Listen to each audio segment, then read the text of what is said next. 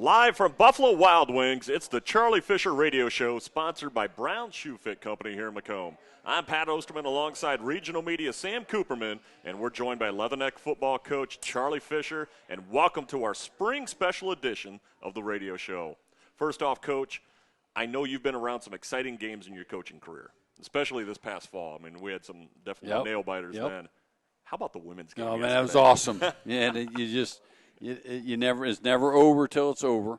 We talk about that all the time in football and basketball, probably even. I mean, it's crazy at the end. And man, what a credit to our women's basketball team. Tremendously well-coached team. They're fearless. And, man, the way they finished, it was awesome. I mean, it's great for our school, our athletic program, and Coach Gravina and the entire group of ladies and his staff. Man, what a job well done. And you talk about a team that really deserved, and the word destiny was thrown out a lot yesterday after the game. And, you know, talking with Coach Gravina, and there's a lot of correlations that you can look over to football too. Just, you know, sometimes with the players and you make a certain play here and there, and it just seemed like yesterday when they needed to, everything fell in place. Kind of like a lot of your games last fall. But, yeah, just – it's awesome. You know, when you got good players and they know how to win and how to finish, I think that's really the key is you know how to finish. And when the game got to overtime, you just sensed like there's no way they're losing this game. Yep. You know, they were going to take it by control. Yeah, Coach, what's going through your head in that situation? Because as a coach, obviously, you know, you have that, and like Pat touched on, you've been in a lot of close games, I mean, throughout your career, but especially this year with the Leathernecks. What goes through your head in that kind of moment? Get the ball to your best player, your best shooter, whatever it is. Like that guy's sitting right back there, Sean McGuire. Let him just give him the ball and let him go. You know, when you got to have a big drive, you get the ball to your playmakers.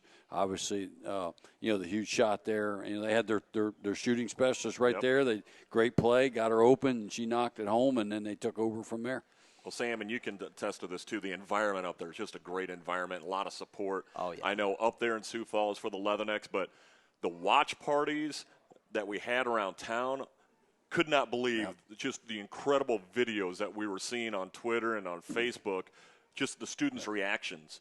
And it was just incredible. Yeah, it was awesome. You know, this town and this school, just when I came here, everybody talked about that, the connection between the school and the town. Never more, obviously, been evident since I've been here, but you saw that play out throughout that tournament, and you're going to continue to see it play out. Well, we'll have selection show on Monday. Fans, make sure that you log on to GoLeathernecks.com. Follow us on Twitter at WIU Athletics. We're going to have all the information leading up to the NCAA tournament game.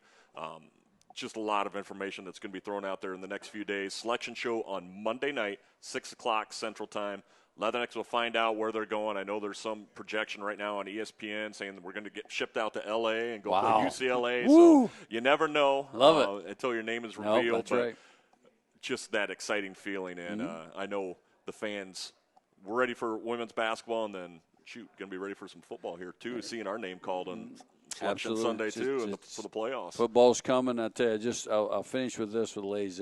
Anybody that's coached or played knows how hard it is to win a championship, and not only to win one, but when you're a mid-major, to have to come back and win two. Yep. You got to win the tournament. And, I'm just amazed every time I watch the mid-major tournaments because there's so much pressure on every possession. And to see them respond the way they did really tells you what kind of team they are and the way they play together. Yep. So congratulations to J.D. Gravina and his coaching staff on an incredible run in Sioux Falls.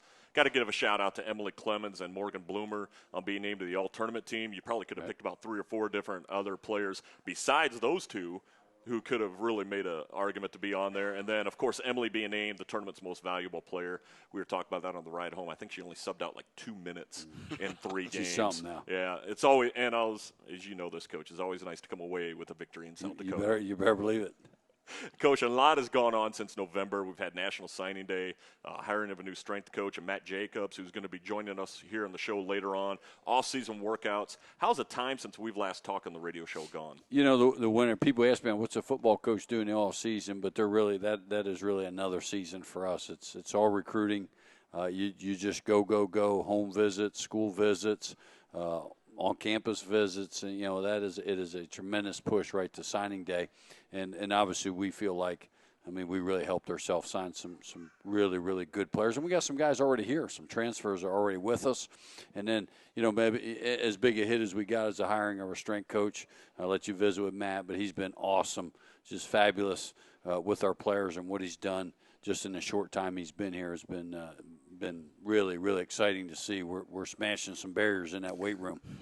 Yeah, bouncing off that one, Coach, I know you've talked about this a little bit throughout the offseason, especially on signing day, but it's got to be like night and day for you next year, just from last year to this year, just in terms of what's going on. You've had, your whole year getting synced in. This is a different feel. There's not that adjustment period. It's a matter of a little bit more continuity. What's that like on your end in terms of preparation? Well, I think the biggest thing when you talk continuity is just your players so much better. You learn your players. When I came in, and you're learning them basically on the go. Now, a lot of people tell you a lot of things, and you see a lot of their traits come out early. But when you coach them for a year, and you really know what makes them tick. And I've said this before, I love our team. We've got a tremendous work ethic on our team. We've got a high-character guys that want to win. They like to work. They know what that process is. Mm-hmm. And that makes all the difference in the world in year two. And then just continuity within our staff. We've had a couple staff changes, but for the most part, we got the core of the guys back, and it just makes a big difference in your schemes. We're making some changes, always tweaking things, but just continuity is year two is like a whole lot easier. Yep. Well, Sam, I know you were there for National Signing Day too, and 24 guys, and you really addressed some needs, Coach. We did, and I'll say signing day because a lot of people here had a lot to do with that, but our going live on signing day was a huge hit and just a neat way to not only promote our program but our school and what we're doing here in football and in athletics. We met some needs. You always got to meet needs, but I look at we brought in two high-quality receivers, two running backs I think that are fabulous. They're going to be big hits. We addressed the offensive line for the future. Yep. Everybody knows we got a veteran offensive line. I'm thinking 2 years, 3 years down the road. Defensive line, you never pass up on that. You can't ever walk away from your defensive line because if you can't stop the run, you can't win games. Exactly. Yeah, Coach, I know you're a big guy in terms of redshirting. I know that's what you ideally like to do in a situation when you're bringing in guys. But I know we'll get to spring ball, of course, in a little bit. But when you look at this class and what you get from them, is that something you can kind of gauge right away in terms of what you could see in terms of the younger players getting on the field or not, or is that something that you find out as the offseason progresses? Well, you just you find out as you go. Obviously, we got a really, really tremendous group redshirted, and you're seeing like their game. You see what a redshirt year does for a player like right now in the off season. And this group we're bringing, sure, my goal would be to redshirt every one of them. Now, can that happen? Only time will tell. We've got a veteran team, so we think we probably can redshirt a lot of them, and we will try to. I'm never big on just burning a red shirt for a handful of plays. If we're going to play him, we're going to play him. I always say that, like, if we're not going to dip our toe in the water, let's put him in there. Let's let him play. But really, we played two guys. The rest of that group redshirted, and really excited about the group that's going to join us. We got some high-quality, high-character guys that are good players, and we'll see what they can do when they get here in the summer. Well, Coach, a few weeks after signing day, you had a couple staff changes on the defensive side, 3 coaches, and then the operations director. And I know we're going to be making an announcement soon on these positions. But when you look for an assistant coach, and in this case a coordinator in this situation also, what are some of the characteristics and what are some of the personality traits that you're looking for with your coaching staff? Well, right off the bat, you'd like to get a high-energy guy. A smart guy that really loves football. I mean, you got to love this profession to do it, because it's a lot of work, and it takes a lot of time, and you got to put a lot of effort in. Like any profession, to be really good at it, you got to put the time in. You got to have loyal guys. I got a great group that a tremendous group with me. That they come to work every day now. They put their hard hat on and go to work. We've are in the process of making some hires. We made one tremendous hire already. We're in the process of the coordinator spot getting filled. Dion Melvin, former Leatherneck, is on board. I coached here, played here. It's great to have a neck back. As coaching our linebackers, he's in tow, and now the big announcement coming soon with our coordinator spot, which I'm excited, but we just we can't release it just yet, but we're getting close. Getting close. And Coach, just on that note, I know you talk about when you can actually release information, but what's the timetable for these coaches getting to work with these players and getting comfortable in that situation? ASAP. Deion's obviously was in today. Our coordinator spot, as soon as everything clears and we're good to go, he'll be in right away. And it is a short time frame because we start practice early, but we'll be okay. We're used to burning the candle at both ends, so we'll be going all night. We'll do whatever we got to do, and but we're in good shape. This isn't something that just came about yesterday. Sure. I've been working on this, putting a lot of time into it, and getting the right guy, the right mix. Because it's not only having talented coaches that are high energy, loyal, smart, but also guys that fit your program. And I take a lot of time to make sure that's proper. That's where it needs to be. Well, you talk about high energy. They got to be high energy to keep up with you. I like some energy. You got to bring it. I tell you, if you was in our weight room today, you'd seen a lot of energy. Because those guys were getting it, and Matt's going to talk about that. But I tell you, we got guys that come in there, go to work. We've broken some mirrors already this week. We've had weights go moving around. We've done a little bit of everything. But, the energy, just the focus of our players, when you go in there and you see their intent to get better and to win in the weight room, yep. Beating the weight, making strides, personal records, all that stuff. I mean, it's exciting, and, we're looking forward now to getting on the field. We're 2 weeks away tonight. In fact, it's 6:13, so we'll be 2 weeks and 30 minutes away from teeing it up. Well, we're going to take our first time out. When we return, Sam's going to talk with linebacker Brett Taylor and quarterback Sean McGuire. Thanks for listening and watching online. This is the Charlie Fisher Radio Show, sponsored by Brown's Shoe Fit Company. Welcome back to the Charlie Fisher Radio Show live at Buffalo Wild Wings, a special spring edition. And we are here. We got two special guests, rising senior linebacker Brett Taylor and rising junior Sean McGuire on hand to talk a little bit. Guys, how are we doing? How's the offseason going thus far? It's going great so far. In the beginning, we were just trying to get as big as possible, which was awesome. We didn't have to run right away, but last couple of weeks we've got after it, got our conditioning up, and Coach Jacobs is doing a great job, and the team's responding well to it. How are you doing, Sean? I'm doing well as well. We got a good group of guys put in hard work every day, and it's paying off. Again, Sam Cooperman back here with our guests. We have Brett Taylor, senior linebacker, coming in up for the finalists in the Buchanan Awards, and I know a lot of accolades coming your way. The same to you, Sean, honorable mention All-Missouri Valley Football Conference, your first year as the full-time starter of this team. So you talk about what Matt Jacobs has brought, and we're going to have him on the mic in a little bit, but what's the biggest thing you guys have noticed in terms of the strength and conditioning and all the off-season workout routines that you guys go through in terms of the improvement on that end? To start off with, I just think that everyone's shirts have gotten smaller. But what I mean by that is just I think we are looking bigger, we look better, and we're moving well too, which is great. So I love what Coach Jacobs has done so far. Yeah, then going off of that, what does an off-season routine look like, guys? Sean, we'll start with you, work our way over to Brett here. But, what does that look like? Because for a lot of fans, you don't necessarily know what's going on behind the scenes. When you have all those months in between, you just know there's spring ball, and then, boom, it seems like August just shows up and we're good to go, late July, August, when we start things up. What does that off-season routine look like from you guys from a consistency standpoint? Yeah, there is a lot of stuff behind the scenes that we do that, the fans might not see, but it always, starts the day after the season ends, and we're, well into it right now.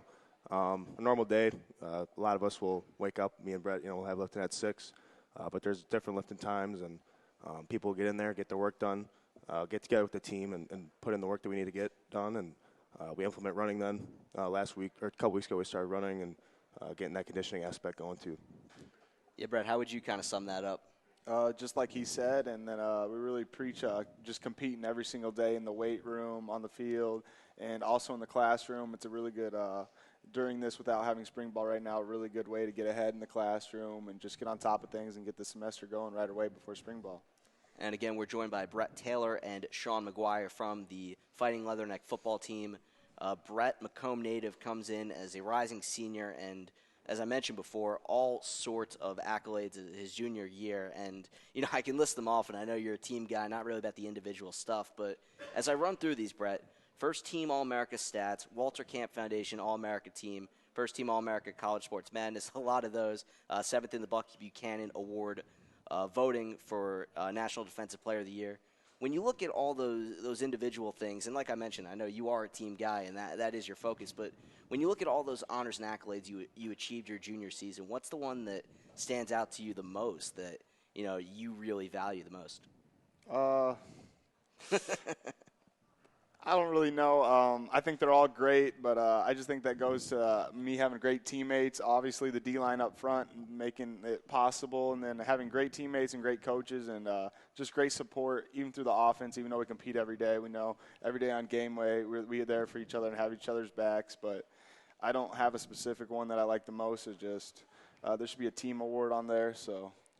Yeah, and of course, team awards ultimately what you guys are hoping to achieve as you build on the first year with Charlie Fisher at the helm of the program. And you look again, one more individual question for you, Brett. A lot of attention, obviously, comes when you achieve those kind of things on the football field, and you expect that to come next year.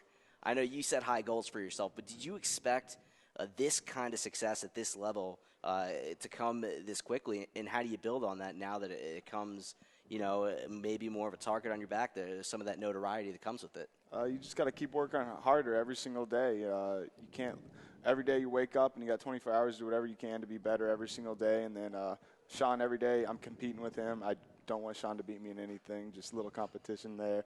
But just doing your best every single day, and then the awards will come with the work.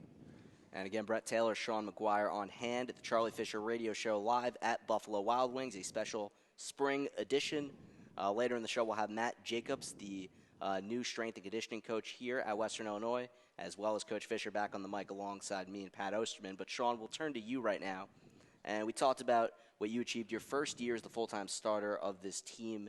How does it feel going into this offseason and really through a good chunk of the offseason already, having that experience as opposed to the year before when – there was a lot more different things going around the program. Of course, you had the new coaching staff coming in. You had a few games as the starter, but now you kind of have that already under your belt. What's the mindset like for you now that you have a little more of that playing experience? I would just say improvement. It's nice to have more games under your belt. Anyone can attest to that. With experience, you just get more comfortability, and the game kind of slows down, and especially in this offense. It's a complex deal, and it's a lot of fun. So the more games you get in, the easier it comes, and I think we're really going to take a lot of strides this year.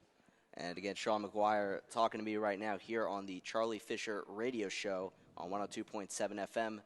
Sean, you talked about the competition between you and Brett, and of course, during this offseason, you're trying to improve a lot of different areas. Is there one area you'd pinpoint as something you're really trying to stress to yourself to really bolster heading into next season?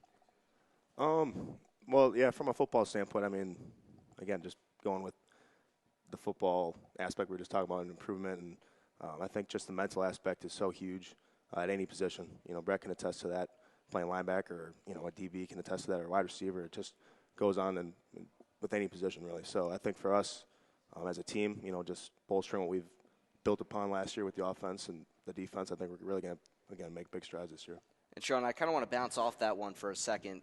I know something that Coach Fisher often talks about with you is your mindset, the way that you're able to bounce back from a mistake. I know one thing he'll say is, sometimes if Sean gets in a situation where there's a 3-and-out or a turnover, he'll wink at you. He's ready to go. He comes right back out there. How do you develop that, kind of poise and, consistency on that end, and how does that help you guys from a team standpoint? A lot of that, I think, is trust. I think it's just, you never get worried when you trust that, it's just one of those things. You're going to get 3-and-out in a game, or you're going to commit a turnover. But if you trust your teammates, you trust your coaches, which we have here, you're not worried then. You're never going to blink. You're just ready for the next drive. And I think that's why sometimes, me and Coach Fisher will exchange a little wink or a smile because we're just already looking forward to the next drive. Again, Sean McGuire, quarterback of the Fighting Leatherneck football team, and Brett Taylor, rising senior linebacker, both on hand here at Buffalo Wild Wings for this special edition of the Charlie Fisher Radio Show. Brett, I turn to you now, and another storyline from this offseason, not necessarily team-related, but I know it's Macomb-related, and it certainly impacts you. Your former football coach at Macomb High School, Kelly Sears, stepping down after a long 20-plus year tenure at the helm of the Bomber program. First of all, what was your reaction when you got the news few months back that Coach Sears was stepping down, and just what did he mean to you as you were growing up playing football, and how is he related to your success here at Western Illinois? When I first heard the news, I was extremely sad about it, obviously, but I was happy for him for personal reasons, and he can do what he wants to do. He can go racing more on the weekends now. But Coach Sears has done a lot for me. He loves the linebackers. That's his position group. He'll always choose your side over anyone else's. He's your guys, and he's done a lot for me. He got me started with football, and then just 4 years with him. Grew up a lot with him, long bus rides with him, long conversations just about life and football, and Macomb will miss him for sure. Yeah, and of course, Kelly Sears still sticking around there. He will be in Macomb, but definitely not the same going out to Bombers games on Friday nights with that Coach Sears roaming the sidelines. Now, of course, you being a Macomb native, I know you have family on here. Your grandparents, Ed and Sue, here, a number of family members on hand and throughout all your games. When you look at how this coaching search is going, do you have any thoughts on it? Is there anything you know about it? I know you've had some input on the Western search there ultimately when Coach Fisher came. Is there anything you contributed to that, or is it just a matter of waiting and seeing, and you'll find out what Macomb does? Just waiting and seeing. I haven't heard anything about the job so far, but if they'd wait a year, I'd take the job. But they'll find the right guy. Dave Bartlett will do a great job. He's done a great job there, so they'll find the right guy, and the Bombers will be all right. Again, Brett Taylor, Sean McGuire on hand here at the Charlie Fisher Radio Show. As we start to wrap up this segment, guys, spring ball ahead. What is the thing you're each looking forward to most about playing spring football and getting back to Hanson Field? I would say just competing. Winter conditioning gets stretched out so long, and we love to compete in anything, in lifting or in conditioning. So it'll be nice to compete in the pads again, play some football, throw it around, and I think we're all really, really looking forward to it. Like you said, I'm just ready to compete with the offense again all spring long, and just hopefully this year the defense can come out on top in the spring game. And again, Sean McGuire, Brett Taylor on hand with me here, and I know that a little bit of joshing around there with the spring game coming up. But when you go through all that, because you have a few weeks where it's not as much as you get back to with the regular schedule, but there's a lot that comes into it. What is your playing shape like at the end of that, and do you almost feel ready to go after you go through a whole spring setup, and then is there a little bit of kind of a come down? It's like, we got to go back to not playing football for a few months. I think there's definitely a little bit of that. I think there's also, like you were talking about, you think you're ready to play at the end of spring ball, and then when fall camp hits you, you realize you're nowhere near ready to play. But I think, spring is just a great time to really just hone in on your skill set, just work on little things that you can just improve on, that when you go into fall camp, you're just that much more ready to go as a team. I second that with him. Focus on the little things, the fundamentals of the game, and just try to learn as much football as you can. You can never stop learning in this game. It keeps evolving, but yeah. All right, well, I think you guys summed it up pretty well. I'll let you go back and enjoy your time here at Buffalo Wild Wings. Thank you guys for stopping by on the Charlie Fisher Radio Show. Again, Brett Taylor, Sean McGuire on hand here tonight for this special edition of the Charlie Fisher Radio Show at Buffalo Wild Wings. We'll take a quick break, and then we'll be right back here on Classic 103, 102.7 FM. You are listening to the Charlie Fisher Radio Show.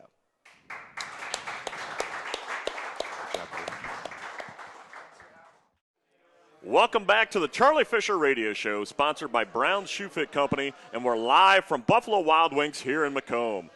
Reminder fans, starting in September, we will be back here every week for the regular season Charlie Fisher Radio Show. And also a reminder to follow Leatherneck Football on all the social media, at WIU Football for Twitter, Facebook, Instagram, and make sure you give Coach Fisher a follow on Twitter as well. Right now we're joined by Director of Strength and Conditioning, Matt Jacobs. Matt, welcome to the show. Happy to be here. Now, you joined the Leathernecks back in January. How have your first couple months been? They've been awesome. When the job came open, I fought to get this job. We were fresh off taking a butt whooping to these guys last year, and I wanted to be a part of the position. So I fought tooth and nail to try to get in here. I got in Coach's ear as best I could, and thankfully I was able to get here. And when I got hired, we packed up and we were here in a week. So we came down, we looked for a place, and we moved in a week later before I even got the official go-ahead. I think the HR was a little fired up at me. But I wanted to get to work for Coach. I wanted to get to work for the staff. Yeah, Matt, you mentioned it there that you took that whooping to Western, formerly at Northern Illinois, the associate director of sports performance there. What did you learn in your time there, and is there anything from there that you've attempted to bring here to Western in the early goings? Absolutely. It's a tremendous program. We won a lot of games. We won 3 championships up there. The staff that I worked for, I worked under the same head coach, and he was our offensive coordinator. We were there for 6 years, and the director up there, the boss, just taught me how to be a professional, how to be a pro in this business. I took a lot of how to get guys strong, how to run a program, and how to do it the right way. We won a lot of football games when we found a lot of how to do it our way, and we found success doing it our way. So that was probably the biggest thing I took from there. You learn from a lot of people, and then when you finally get a chance to run your own show, you hope you learned enough and you can do it your way. And hope you find success that way as well. What are some of your main duties here at Western? I directly oversee all the sport teams. I have 3 graduate assistants that they will design and implement the programs for their team. So I design and implement for the football team. So we're in charge of the weight room, the scheduling, and everything that goes around with that. My direct responsibilities with football, coach put me in charge of really 3 things. The design of the program, really the movements that we're doing, the culture of the program, how we train, how we go about our business, how we're going to do it the Leatherneck way, and nutrition is a big deal in our world. It's a big, big deal. And Coach Fisher has put a major emphasis on that, which is awesome on his part. He gives me a lot more of a green light to help feed and recover these guys. We do a great job, especially against our direct competition, of getting food into our guys, which is a big deal. Everybody trains. You don't get stronger from training. You get stronger by recovering from training. So that's a big deal with what we try to do, and Coach has given us a big green light with how to make that a better situation. Now, with that a little bit, kind of alongside of that, the fuel zone. So the athletic department of the fuel zone that really just started up this past fall. How have the guys been able to take advantage of that? Because that's certainly a big advantage for not only for football, but really for all your student athletes. The fuel zone is for all of our student athletes. That comes down from our from Mr. Taney from the top. They can get in there twice a day, 3 days a week, and get a protein-based snack. A lot of times the problem isn't getting these guys. They're busy. They got busy schedules. They got practice. They got classes. They got training. They got tutors. So all of a sudden we lose time where they can eat. Well, if we can create a fuel zone, which we have, put it in the room that they're in all the time, in Western Hall there, we can get them 2 snacks a day. On top of that, Coach Fisher's given us a big green light where we can, we make different sandwiches, different snacks for our guys, for our football guys, where we can get post-workout recovery as well as different snacks throughout the day. Again, the more calories we can get in these cats, the better they're going to get. I promise you that. Yeah, Matt, going off that, again, we have Matt Jacobs here, the strength and conditioning head here at Western Illinois University. When you look at that, you talk about the fuel zone. Would you say that's really the biggest thing you've tried to implement, or what are some of those bigger things that, since you've come here, you've really honed in on to improve the overall athletic success of these athletes here at Western? The fuel zone was just getting into place before I got here, so I won't take credit for that one. We've done a lot more with football as far as getting them different snacks, different food in their system. I would say the biggest change that we've done is Coach sold me on this team was they were a tough team, they'll work for you, and they were strong. But he also told me the weaknesses of the team. He didn't think that they could bend very well, didn't think that they could finish very well. So those have been the 2 biggest battles that we fought to correct. So the design of the program is to get them to bend more, get them to bend comfortably. If we can get them to bend through a bigger range of motion, that means they can create more power through a bigger range of motion. If they can create more power, that means they can win more battles. You win more battles, all of a sudden we win more plays. At the end of the day, hopefully if we win more plays, we win more games. And how exactly do you do that, Matt? How does that work, in terms of a logistics standpoint? Well, getting them uncomfortable. It's not a secret how to get strong, how to get mobile. It's through proper technique and proper loading. So we changed a lot of what they were used to and got them in some uncomfortable positions. Smart, safe positions, but we had to get them to bend differently. If we can change the biomechanics of how they bend and how they work, also we create a bigger power range. A bigger power range means they can do more things. If they're always going where they want to go as opposed to not being able to bend where they want to bend, that means that they're in a better position. Better positions, more plays they win. You talked a little bit already about your philosophy. What are some more aspects of the coaching philosophy that you may have had and picked up through the years? A big thing is we do sweat the little things. Every detail of these guys, I demand a lot from them. The plan is simple. We're going to lift fast, we're going to lift heavy, and we're going to repeat it. Okay? The plan is simple. The execution is very difficult. These guys are critiqued on every bit that they do. Every time they bend, every time they give me a certain amount of effort. If it's not where it's at, if it's not acceptable, well, then it's not good enough. So then we have to do it again. So that's probably the having to get the details right is the biggest challenge with our guys. The more details we can get right, the more success we can put in front of them. Now, for the fans, tell everyone a little bit about yourself, your hometown, and you mentioned we already talked about coming from Northern Illinois, but some of your other work experiences. Okay. Before I spent 6 years at Northern, great time up there. Before that, I was at Western Carolina University out in Cullowhee, North Carolina. Cullowhee, North Carolina. Okay. I'm from the farm back in South Dakota. All of a sudden, you go up to the mountains. It's a little different living up there. I loved it. I was there for 1 semester. Before that, I was you guys aren't going to like this. I was at North Dakota State as a paid intern, and great experience up there. Learned some things. Their strength coach is the real deal. He's won a lot of games. And before that, I did my graduate school and undergraduate at South Dakota State University. Spent 3 years in the strength department there, and I loved every second of it because that's where I met my beautiful wife, and chased her around for a year when she wouldn't talk to me, and then she finally came out for a date with me. And we just had a 6-month-old son. So that's a big deal in my world. They're my life. So everything we're doing is try to help them out. So grew up in Parker, South Dakota. One side of town says 999 people. Other side of town says 1,001 people. So probably about 1,000 people. A little small farm town, southeast side of South Dakota. So coming from South Dakota State and North Dakota State, you obviously have a lot of knowledge about the Missouri Valley Football Conference. Give your thoughts on what the Valley's all about. It was a major, major selling point. I grew up in the conference. South Dakota State joined it, so I followed every team within the conference, and it is without a doubt the most demanding conference at this level. It's extremely competitive and extremely blue-collar style conference. And, with Coach, that was what he wants, a tough, physical team. Well, that's a strength coach's dream. Tough, physical. All right, let's go to work. So that's my style of training. I'm very tough on the guys.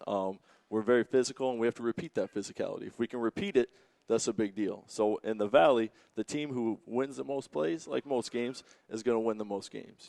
And it's if you can come out of this conference at the top, well, that means you're also at the top of the country because it's a demanding conference. And I want to be a part of taking a blue-collar style team and putting them at the top of this conference. It's a big deal to me. I want to do my part. Matt, what's the biggest thing that's surprised you in the early goings? You've been to Macomb a few months now. What's the biggest thing that's really stood out to you from an element maybe you weren't expecting about how it's all shaped up? The biggest thing, and I guess I should have expected it because Coach Fisher told me it was going to happen, he said these boys will work for you. And they have. A credit goes to them and the guys they brought in and the coaches they have. As I've put some very demanding things in front of them, I've wanted them to get uncomfortable and to buy into me because they don't have to follow me, so, and they did, so I try to respect them as much as I can, but as that they came in and have done everything that I've asked of them. So it's like you don't expect that walking into a program. You got to takes time to earn that trust, to get guys to really battle for you. Well, it was very early on. It goes to the senior leadership. It goes to the strength of this team that they bought in right away. And I should say I wasn't necessarily expecting that to happen early where these cats were going. So it's a lot of fun. It makes my job a lot easier. Well, Coach Fisher was telling us here before the show started just how well that they've been hitting it in the weight room during the offseason. They're going. They're going. We try to make it a dynamic room. We do a lot of Olympic-based lifting. So we're doing snatches, jerks. We're doing full Olympic cleans, stuff that a lot of guys weren't used to. Well, those are dynamic, athletic, power-based movements. So, once you teach them the technique, once you teach them how to snap their hips, how to put that force into the ground, and then you relate that on how that force into the ground can relate to change of direction on the field, all of a sudden now these guys want to go. They want more and more. They want to move faster and faster. All of a sudden that creates a pretty good room. It creates a pretty good dynamic in the room. Well, Matt, we want to thank you for joining us on the show tonight. I appreciate it. First time on the radio. You did a great job tonight, and I'm sure we'll Matt. be seeing you here during spring football and coming again this fall. So when we return, we're going to wrap up this special edition with Coach Fisher and talk about this spring and the upcoming 2017 season. Thanks for tuning in. This is the Charlie Fisher Radio Show, sponsored by Brown's Shoe Fit Company.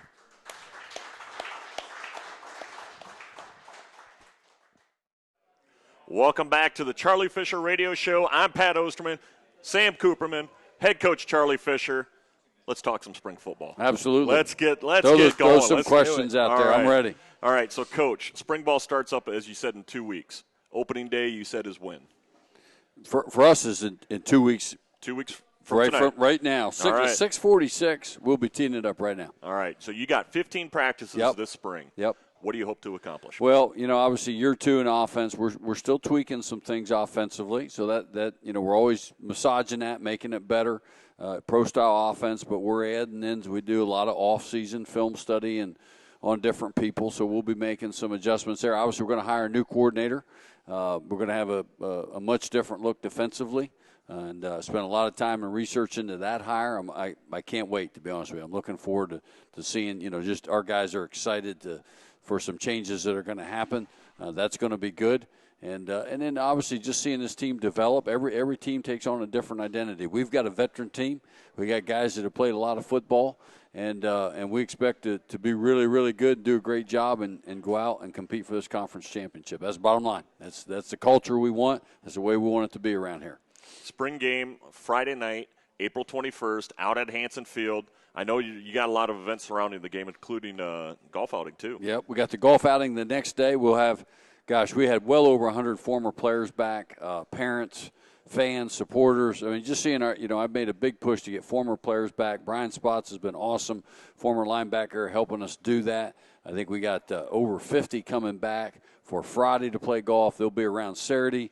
I know I can tell you right now on Friday coming back is Don Beebe, and he's going to come back and play golf with us Friday. And it's been a lot of fun just reconnecting with these guys and really working hard to get them back. They love this program. That's the thing that is so unique here is how much our former players are connected to this program. You going to do the leatherneck shake again? We're going to do the leatherneck handshake. Love it. Can't wait. That's a special time. That really is. Now, I know you, and like you said, you've had a lot of alumni contacting you about coming back as well. So last year, like you said, it had about 100. What would be your ideal number for alumni to come back over the weekend? 200. 200? 200. If we could double it, that'd be unbelievable. And, only time will tell. And it, may not happen in 2 years. But if we keep getting the word out and they keep – I've always said this. There's not a player in America that doesn't find it special to go back to where he played. I don't care where that is. And many times it's just that connection of saying, hey, Pat, hey, Sam, we want you back. This is your home. You need to be back here. And it's like anything. You invite somebody to eat, usually they'll take the invitation. Yep. You bring them back and make them feel special. That's important to them, and that's all we're trying to do, just trying to connect with them. I tell our guys, someday you're going to be a former player, and it happens quicker than you think. You're going to be a former player a lot longer than you're going to be a player, and you got a lot of time to come back and connect and really share a lot of experiences with the guys that are playing now. Yeah, something the guys have talked about here, the expectations when you come into spring and how it all shapes up. What do you expect, from the guys when they come in terms of, what level they're at by the end of it in terms of game speed and all that, and just general expectations for spring? My general expectation always is that spring ball is for improvement. It's for the player to improve individually on a skill set, and then also improve in skill knowledge and scheme knowledge, I should say. And that's very important, that the attention to detail that you have to have in spring ball. You're not going to go out there and play a game on Saturday. You're competing every day. It's tough. It's physical. But, you got to bring that mindset. That's what spring football off-season conditioning does, is it creates a culture of toughness and a mindset. And I've oftentimes said, most times when you look at a player, if he has a really, really good spring, and I'll use one example of this, and Pat, you'll know this. Last spring when we talked about guys making strides, one name I continually said was Zeke LaSure. Zeke LaSure. He took a really good spring, made it a better summer, and it led to a really, really major improvement in the fall. And you'll see a handful of players take that step that we'll talk about here in 2 or 3 weeks. And he did make some key plays there during the fall. He did, and he's had a really good off season, and looking forward to seeing him continue to progress in this offense. Well, and Coach, one of the things that when I was up in Sioux Falls just this past weekend for the basketball tournament, I can't tell you how many people came up to me and said, "Hey, Pat, how good's the football team going to be?" I said, "Hey, we've got 18 starters back. Yep. We got a lot of returning letter winners back. We've got a very veteran group." And, Matt Jacobs talked about that, too, with the senior leadership in the weight room. Right. And that's something you really hope to see come spring ball, especially, like you said, new defensive coordinator going to be tweaking some things and different looks. When you got a veteran team like that, how much easier does it make the transition? Well, it certainly makes it a whole lot easier. And year 2 makes it a lot easier. But when you got a level of expectation and you got great leadership, all said, winning is generated in the locker room. When you got guys that care about winning, care about each other, love each other, and are willing to be accountable when they go on the field, they go in the weight room, whatever you're doing, you're accountable to the guy next to you, to your teammates. Makes all the difference in the world. And that's a culture that you have to develop. You have to bring it around. It doesn't happen overnight. That takes time to do that. But when you got guys like Sean, Brett, and there's just a couple, Jacob Judd, those kind of cats walking around in your program that care about winning and care about doing it right, makes a big difference. Yeah, and Coach, bouncing off of that again, Charlie Fisher here for the Charlie Fisher Radio Show. When you look at that from a leadership standpoint, and you mentioned Jacob Judd and, of course, the guys that were on the mic earlier, Sean and Brett, but how much of that really improves during spring when you have those weeks when, it's not the normal kind of season approach, but as you mentioned, you're learning some of those new things. You're in the locker room, you're back with it. How does that kind of improve itself over those 5 weeks? Just, obviously spring and the winter program. You just, in the summer, this off season, there's 3 phases, obviously. There's winter, spring, and summer that take you into the fall. But you're just making the investment.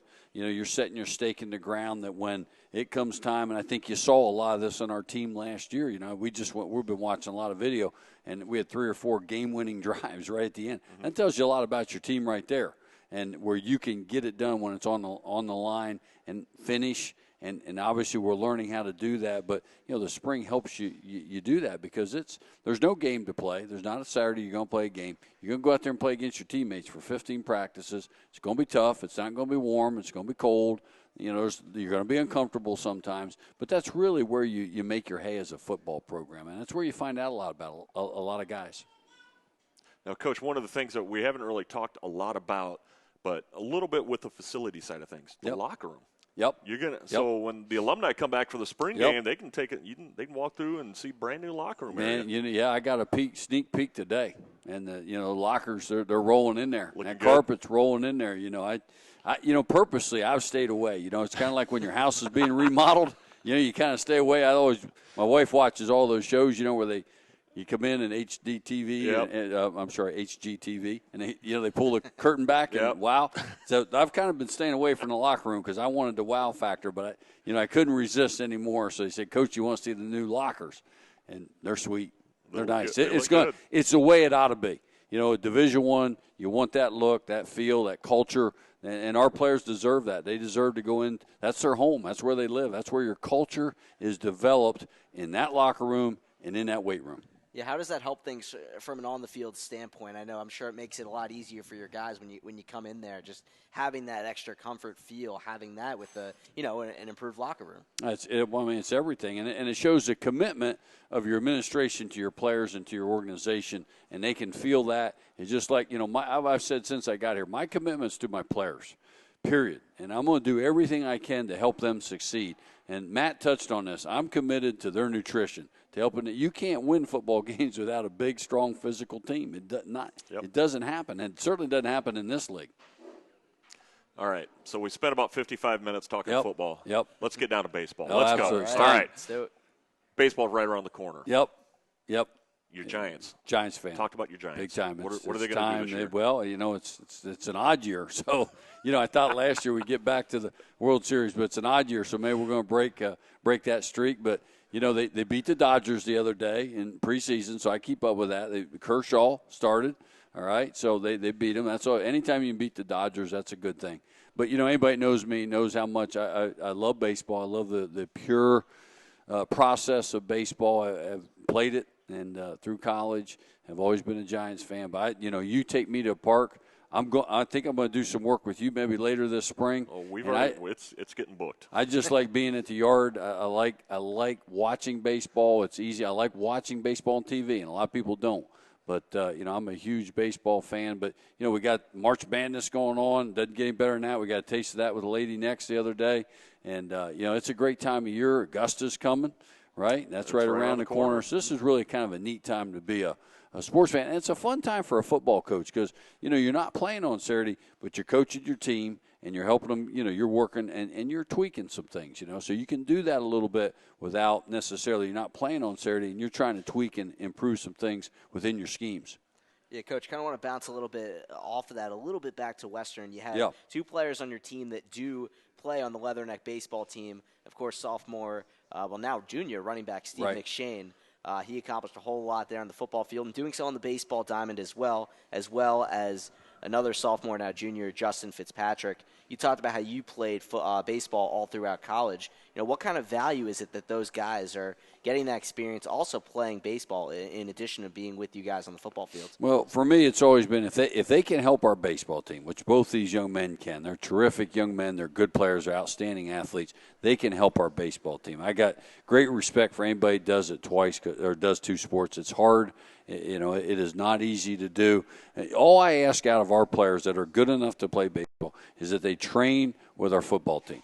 All right, because that's their main priority, and they play baseball, and they know going in that they've got to be able to train. A great story. Those guys got back off the road from Mississippi State late, and they're in the weight room at 6 in the morning with Coach Jake. And that's the kind of dedication. You're doing something special. You're doing something different. So it takes that kind of energy and fortitude. McShane was in there maxing today. He looks fantastic. I mean, I think Fitz is primed to break out. He started a number of games for us. He's a relentless worker. I'm excited to see both these guys continue to develop. But, I'm excited about seeing them, help our baseball team win. Yeah, and what's that process like for them? You touch on it a little bit there with coming back from the Mississippi State trip and then right back in the weight room. But what's that like in terms of what they're able to do with the team and, some of the things that they're not able to do just based on the time circumstances? Well, it's hard. They have to have a day off. But, I mean, it's a push now. They're playing baseball like they leave tomorrow to go play a series. I think they're going to Dayton. Spring break trip. And then they're coming back. They're playing every week. I always thought as playing both sports, much harder on me as a player in baseball season because of the travel, the number of volume of games, trying to keep up with your studies. Both these guys they're both 3.0 plus students. Yep. I mean, these guys manage it well. And I wouldn't let them do both if they couldn't manage it.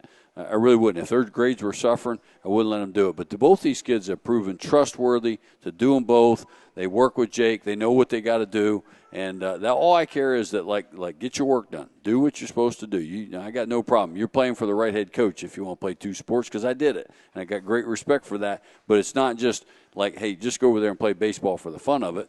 You're competing at a high level, so go help us win. But remember, you got a priority to your teammates here in football. Well, having seen both those guys already play this year, I can tell you this. Steve runs fast on the base pass. He's fast. He is fast. He looked awfully fast today and yesterday in workouts too. And let me tell you something. Fitz, the games that I saw, he started in center field. He got to some balls in the gap. I thought there's no way somebody's going to get to that. And next thing you know, Fitz is right there making the play. Yeah, both these guys are high-level athletes now. I mean, they bring a lot to the table. And I'm Steve McShane's already, he busted out in this offense last year, and we're continuing to design ways to use him. But I tell you, I think Fitz is I just have this feeling. I know where he's at, and I know what his mindset is, and this kid is a competitor. I think, our secondary, obviously, we got to improve back here, Pat. Everybody knows that. I mean, there's not anybody in America that doesn't know we've got to improve in our secondary. He's going to help us improve. His work ethic, his leadership, just the way he goes about his business, that's my kind of guy. Yeah, and just one more point on my end on that note. When you talk about the time management aspect of those two guys, between Steve McShane, Justin Fitzpatrick, having to balance all those different things, really the three main things, football, baseball, and school, of course, how beneficial is that just in that respect from them being able to go through that? And then when it gets to football season, when, of course, you mentioned spring being tough with all those things, but when Right. football season and time management can be tough for a lot of kids, how beneficial is it for them to have that spring where, they're doing all those things at once? Well, I mean, obviously these guys are experienced that because they've done it now for a second year. And so it's not like you have to watch a young player really close if they're a two-sport athlete. And they're quite honestly now, there's not many guys that can do it in Division I football. Yep. It's not like you just say, hey, I'm going to do this. There's very few guys that can do it at a high level. And both these guys have managed to do that. And I think what you're going to see, both these guys are back in baseball mode now. They're training with us. They're strong. And you're going to continue to see them improve throughout the spring because they're kind of getting their sea legs under them again in baseball. Totally different deal. Well, especially being position players too. Yep. Yeah, it's a little bit different being a pitcher and, transition from, pushing the bench press and doing all that. And then you're going out there and trying to hit a guy that's, throwing 90, 92 and got a curveball and a slider, play against Texas Tech and Mississippi State in baseball. You're playing against some high-level cats. Yep. Well, fans, just a reminder, follow Leatherneck Football on social media, especially we're going to have updates all throughout spring football at WIU Football for Twitter. We got Facebook. We got Instagram. Live from Buffalo Wild Wings, it's the Charlie Fisher Radio Show.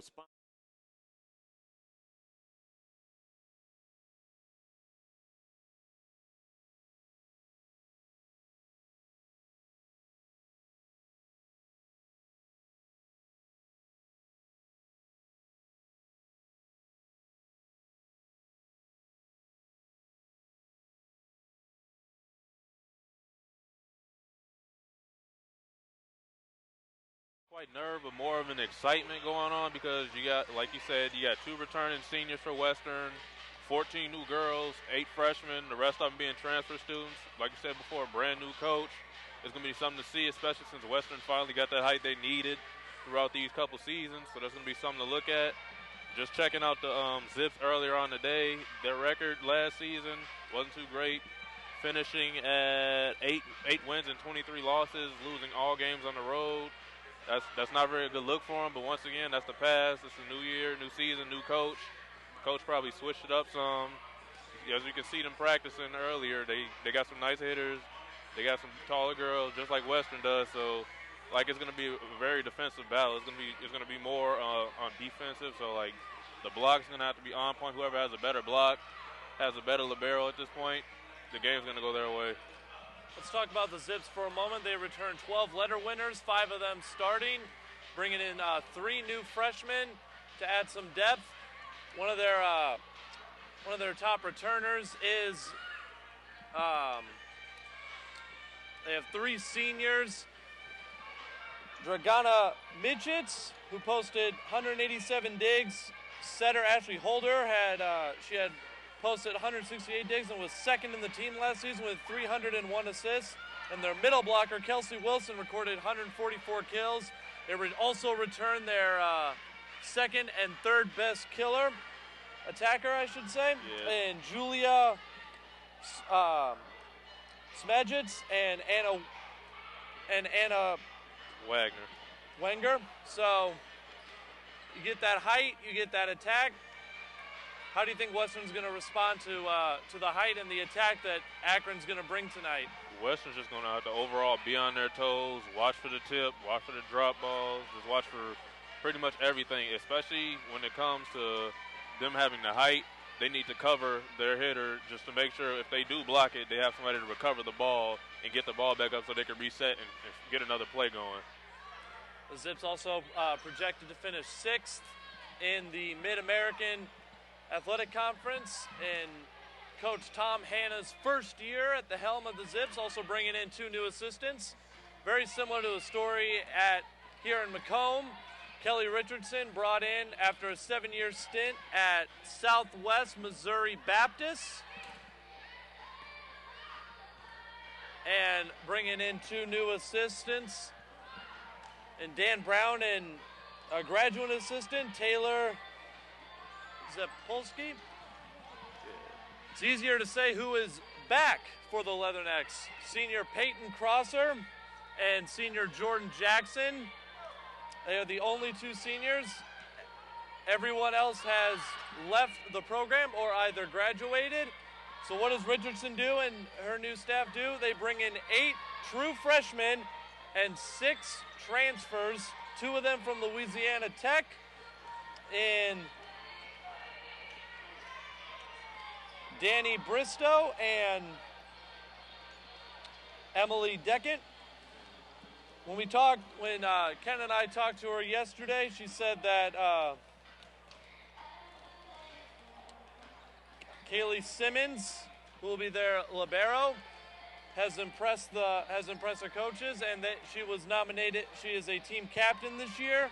Ken, with these new faces, not a lot returning. It's a completely new, really new season for WIU. How are they going to respond to the newness that they have amongst the players and the coaches?